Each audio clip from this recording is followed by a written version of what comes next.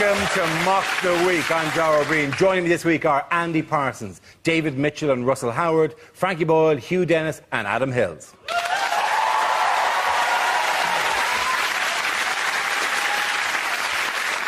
We start with a round called Headliners. Here's a picture of the spectacular opening to the Olympic Games. But what does BGMC stand for? Is it British Gas Managers Celebrate? Is it British Games Much Crapper? Is it bottled gas meets cigarette? I know this one, actually. It's Barry George, Merry Christmas. Is it bullshit generated on a Mac computer? Is it?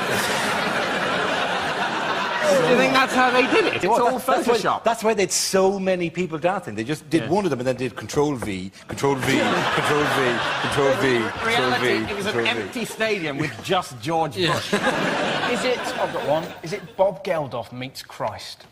Are you sure it's not Barbecue's Gone Massively Cockeyed?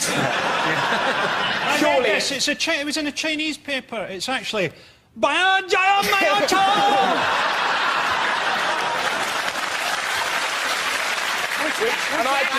That's fine now, is it? Just to sort of say Chinese sounds a bit weird to people who don't speak. Now China's got an economy, the racism's all allowed again. Is it properly Beijing Games most costly, I would have thought? Yes, it is. Very good. Well done, you, Dan.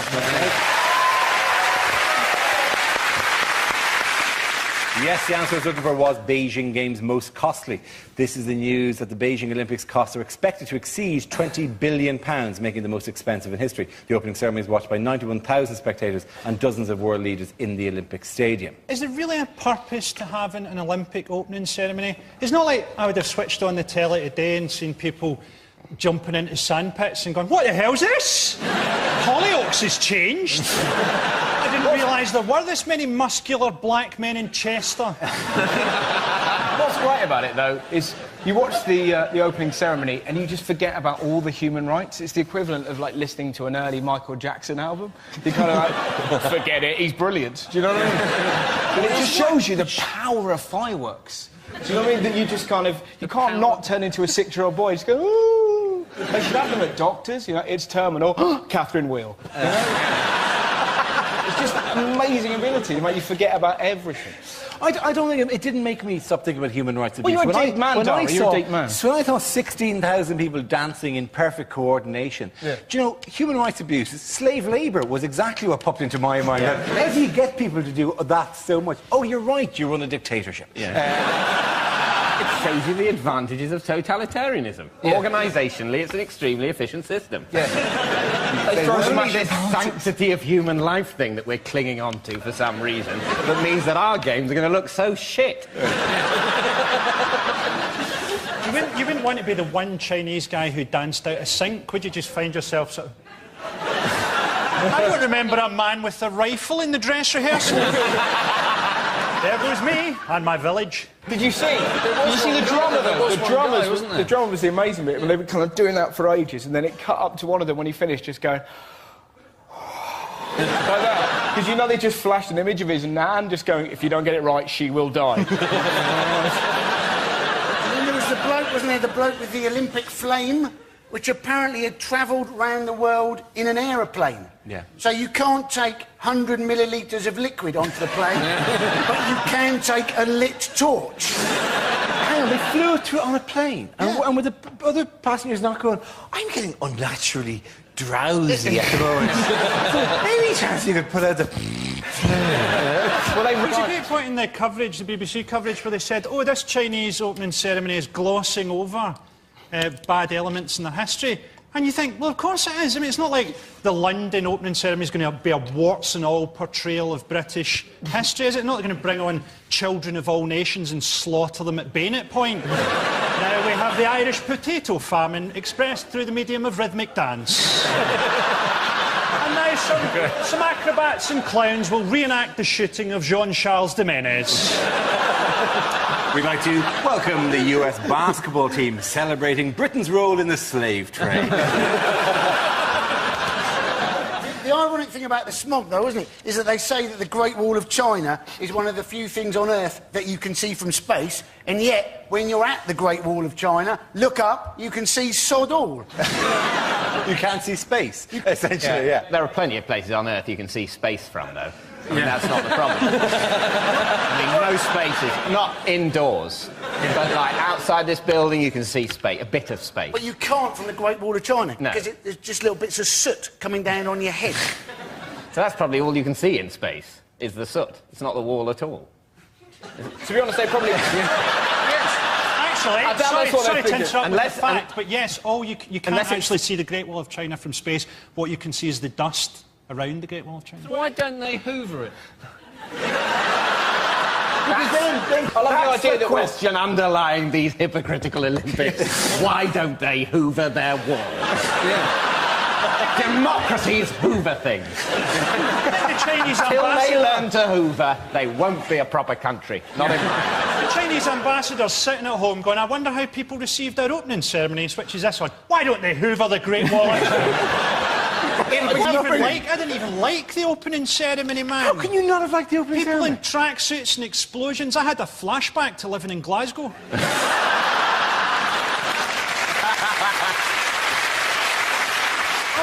I'll admit, on a pure showbiz front, right, it is a bit... Because you do a big show, you do 90 minutes of spectacular stuff, right? But, like, say if you go to a show, right, Mary Poppins or something, you see the singing and the dancing and the spectacle, you don't go, that was great. What I need now is a parade of 205 nations slowly walking into the room.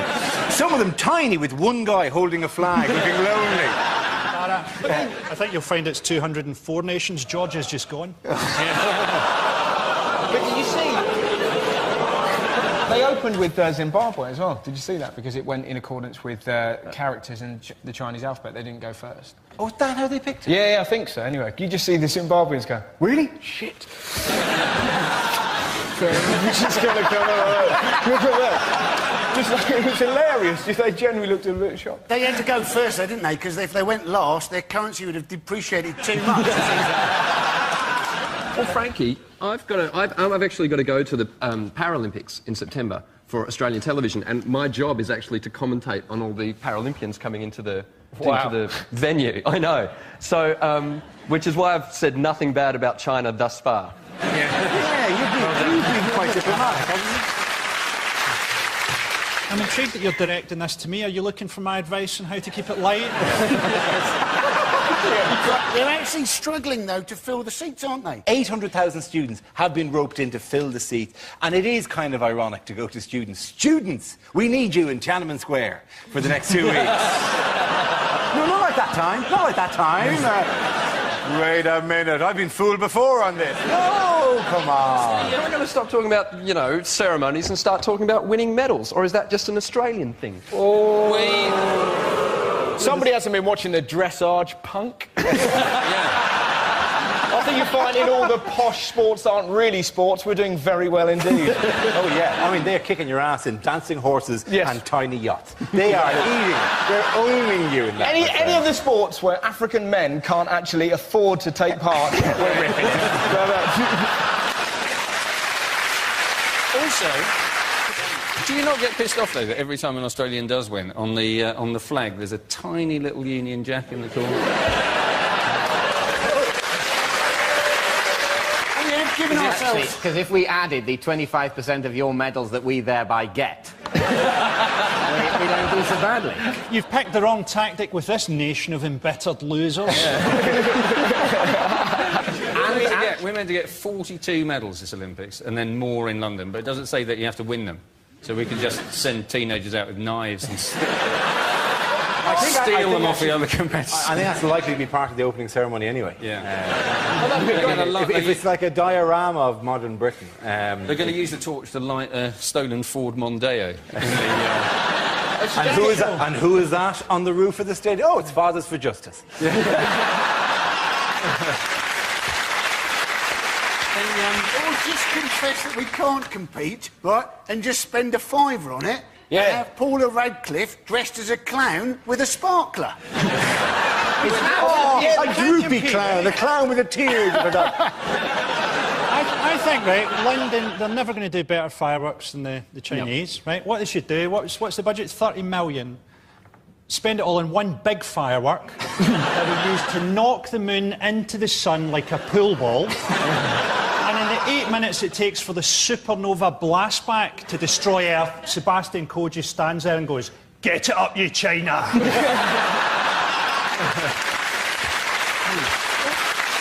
OK, at the end of that round, the points go to Russell, David and Andy! Now we play a round called the 4x1 Joke Relay. This game involves Adam, Andy, Frankie and Russell, so if you could make your way to the performance area, please. This is where we test our performers' stand-up skills. We spin our news generator that settles on a topic and then you can volunteer jokes about the chosen subjects. Points will be awarded for degree of difficulty and artistic merit. OK, here we go. Let's spin the wheel. The first subject is US politics. Can we have someone on that? Andy Parsons. Now, the Democrats, they're saying, aren't they? They're saying that Barack Obama will become the first black president of the United States of America. He'll be up against Senator John McCain, right? A man famously went on American radio and when asked what did he think about Iran, he sang, "Bomb, bomb, bomb, bomb, bomb, Iran." Basically, bomb Iran to the tune of Barbara Ann by the Beach Boys. That's not the man we need in the White House, is it? Mr. President, what do you think of the recent earthquake in China? Good, good, good, good vibrations. Well done, Andy Parsons.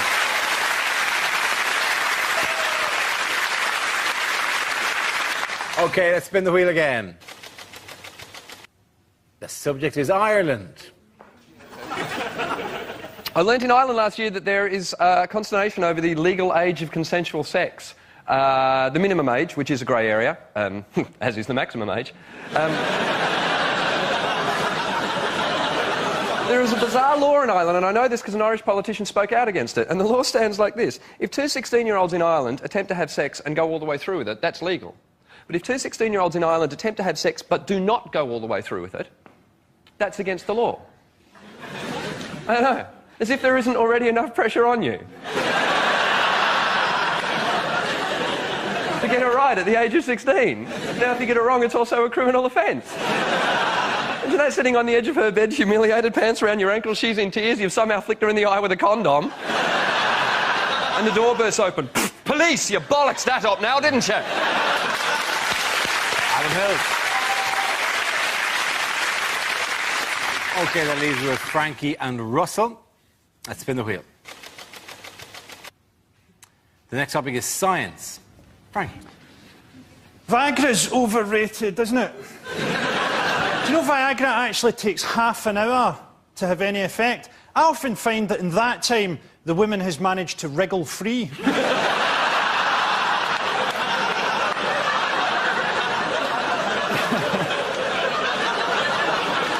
You've seen this thing on phones? The word cancer is on predictive text. Who's texting people the news that they've got cancer? I've got cancer. Laugh out loud. Sad face.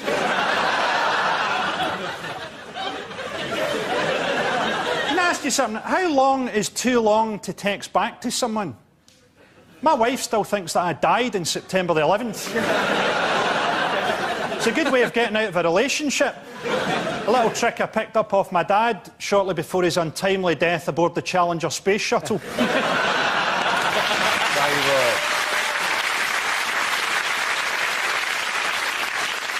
OK, Russell, let's see what you've been left with. Let's spin the wheel. OK, it's tabloids. I heard this incredible story the other day. I was in Australia, and there was hysteria about whether it's right or wrong to teach 3-year-olds about gay relationships.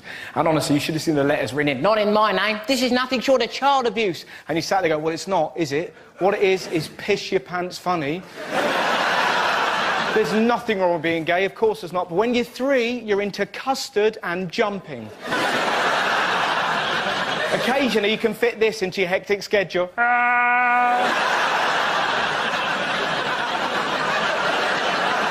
They want to bum each other. Busy, Mum. That's a hill, and I'm going to roll down it like I'm a sausage. So, I love the idea of this uber-liberal parent just going up to the 3-year-old. Tom, sometimes a lady can love a lady. Oh, like in Daddy's videos. At the end of that round, the points go to Russell and Andy.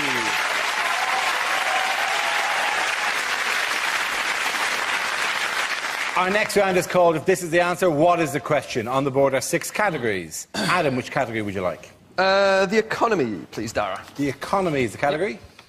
The answer is 691 million. What is the question? My first thought was, how many people worldwide will watch Boris Johnson pick up the Olympic torch and think, ooh, David Bowie's let himself go? Is it how much is a Kit Kat in Zimbabwe?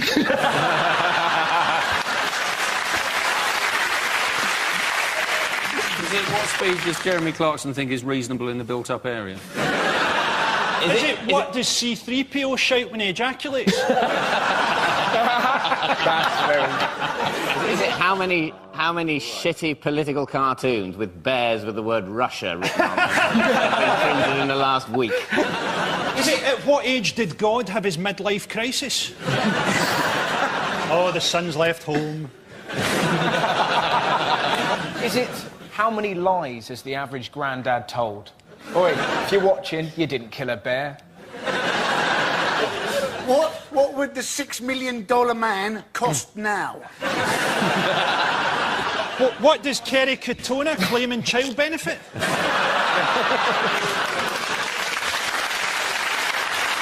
I know the actual answer. It's how much money did the Royal Bank of Scotland say that they'd lost this week? Yes, exactly right. Well done.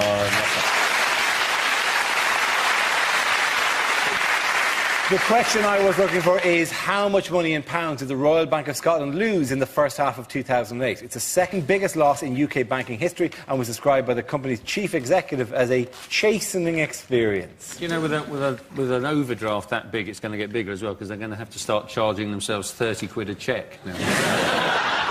The Royal Bank of Scotland, it has to be said, they've invested very badly, haven't they? Yeah, apparently they've sunk most of their money into Bone Kickers action figures, Georgian holiday cottages, and a movie where Chevy Chase plays John Leslie. Well, it's the other way round. It'll be a brilliant... Does anyone here actually have an account with Royal Bank of Scotland? Yeah, I do. Yeah, so do I. So let's play a new game. What in my wallet is worth more than my actual Royal Bank of Scotland card? Let's see, my Qantas frequent flyers, that's probably worth more. 20 Australian dollars. That's, what, 2 quid? What? The Australian dollars. Can I keep your cash card? Wow. The Australian dollars have like a see-through... You can look through. How cool is that? I know, like, wow. So you can make goggles with them because you're always out surfing. Oh, look at me and my goggles. I'm Australian. Look at me.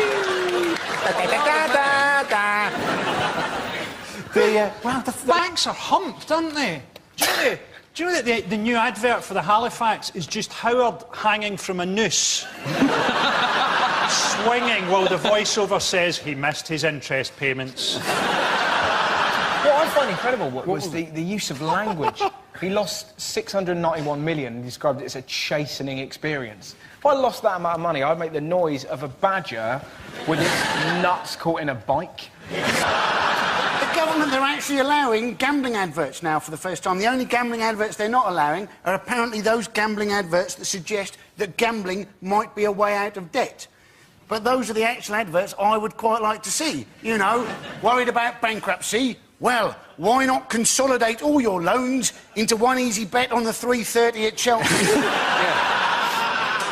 I'd like, you know, the whole thing with... Because of the credit crunch and also property prices dropping, in a couple of months' time, Grand Designs is going to get really interesting. Yeah, I'm doing the house up. I've got a budget of £4. Thought I might paint the door. The Royal Bank of Scotland were apparently investing in what's known as toxic futures. There's a hint for you if you're buying toxic futures. The thing is, though, this sort of money, that amount of money, is just some numbers on a computer, sort of disappearing or reappearing, or noughts go, you know. It must be very tempting at the point when you realise that. Someone will sneak up to you, goes, Just type it back in. There's no actual stuff. I mean, nothing's caught fire or exploded or sunk or anything. It's just a load of wanker bankers having made stupid bets with each other when they're drunk. Do you reckon? No bad thing has happened. It's not like all the pigs in South America suddenly died of blight. You know, it is just people were juggling with numbers that didn't exist, and it got out of hand because they're arseholes. We've known they're arseholes for ages. Can somebody tell me why you are not on Newsnight, David? It would improve this country so much if you just came in on every story. Well, this is pish. But the thing is, right, that Gordon Brown has wrecked the economy, and now they're also saying they might have a stamp duty holiday, so that's essentially killed the housing market. I've got a new theory, which is Gordon Brown is trying to buy a house. That would make a lot of sense, wouldn't it? Well, he's going to be looking for a house relatively quickly. But what's amazing, they keep telling us as well, they're on about staycations all the time. You see this, we're going to take holidays. Yes, holidays at home very often. The credit card. Who's going to have a holiday in Britain when you can fly to Rome on Ryanair or something for like £20? Would you rather be on holiday in Britain or 90 miles away from Rome? A lot of the airports now are so far from their destination. My holiday to Malaga, I took off in Heathrow and landed in Gatwick. Thompson are actually offering holidays now, aren't they? For £2 a night. I read the article about how it was £2 a night, and then it said, but there's a catch, in a really sort of judgmental way, but there's a catch, these arseholes. Of course there's a catch. £2 a night. Are people aware of the state of the currency? You don't get £2 a night for a proper holiday since 1840. Of course there's a catch. It's going to be difficult. If there's not a catch, the people running the company are about to be sectioned. It'd be difficult to complain as well if it was £2 a night, wouldn't it? You know, you go, oh, my hotel's not been completed. There's no running water. Yes, sir. That's why it's £2 a night. Oh, I have to pay for breakfast, do I? Oh, right. Suddenly this £2 a night holiday seems rather mean. And so, you know what's weird is growing up in Australia, we often had times where we didn't go on holidays. We just stayed at home and went to the beach. That's because your country is nice. Australia, for God's sake. But actually, getting there's quite holidays dangerous, isn't it? What with that Qantas plane, did you see that? Oh, there was a hole in the side of it, wasn't it? Because they thought an oxygen bottle had exploded. What had happened was apparently all the oxygen masks had come down, bar a couple, right? That would annoy you, wouldn't it? If everybody else's oxygen mask has come down and yours hasn't, you'd be hoping you were sat next to a kid, wouldn't you? You know? Oh, yes, I'll just help you put yours on after I've affixed mine first. If yours doesn't come down, like, is the hostess or whatever sitting there and you're just going ding, ding, Yeah. ding, ding, ding, ding, ding, ding, ding, ding, ding, ding. Ding, ding, ding, ding, ding, ding, ding.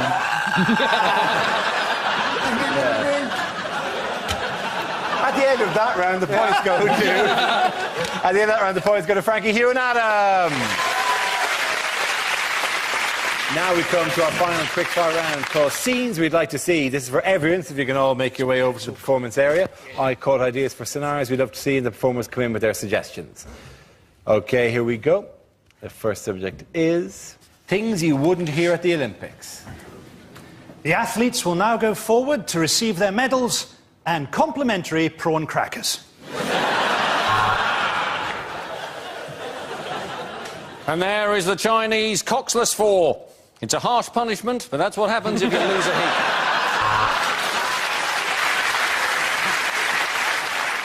And look, there's Paula Radcliffe in a clown outfit holding a sparkler.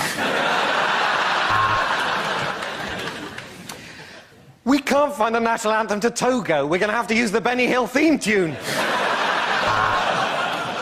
And that is a personal best. The first time I've managed to crack one off to the weightlifting. Oh my God, things are really exciting here at the sailing. And there goes the bell. Someone has stolen the bell. Now, over to the Paralympics with Glenn Hoddle. She's past 1, she's past 2. Paula Radcliffe is very ill indeed. He medalled in Sydney, he medalled in Athens, and he's going to medal here unless someone catches him. And coming up, your chance to watch teenagers in leotards without feeling bad.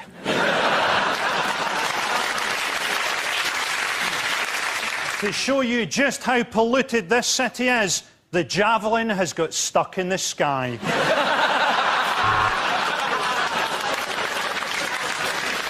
The leading British swimmer has had to pull out of the 400 metres freestyle because he couldn't find £1 for the locker.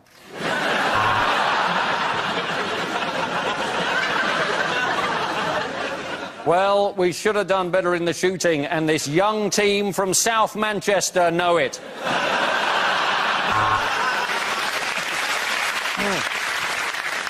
And anyone who thinks that this opening ceremony is amazing has never been to Blackpool on ecstasy. OK, the next topic is lines you wouldn't hear in a war film. We've managed to crack the Germans' code. Turns out they were sending messages in German.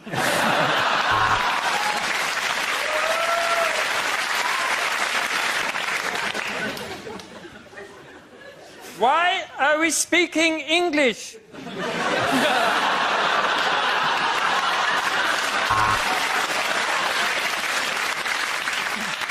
I'm afraid we can't afford goggles. So what we're going to have to do, we're all going to have to go like this.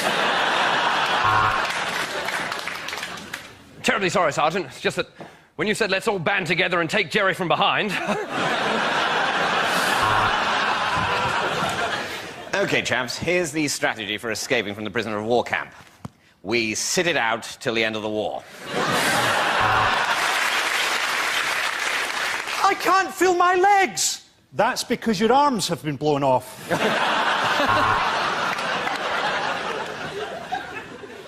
I'm saving Private Ryan. Money on his car insurance.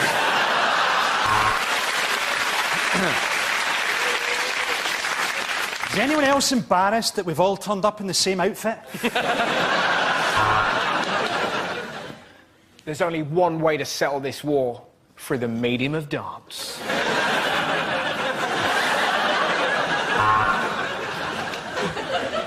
Don't worry, Tommy. I'll make sure she gets it. It's chlamydia, isn't it?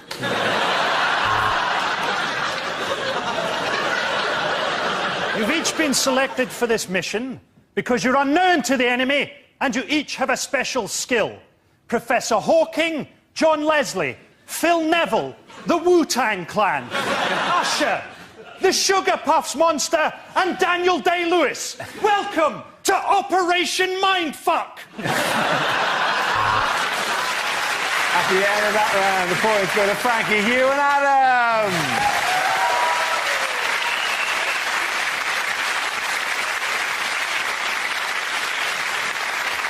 That's the end of the show. This week's winners are Andy Parsons, David Mitchell and Russell Howard.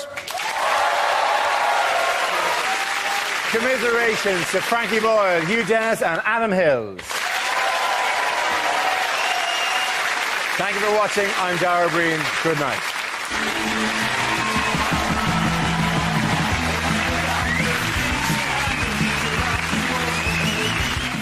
Keith Chegwin is among the guests in Never Mind the Buzzcocks at 10. Next here on BBC Two, the university's weather system has a funny turn in Lab Rats.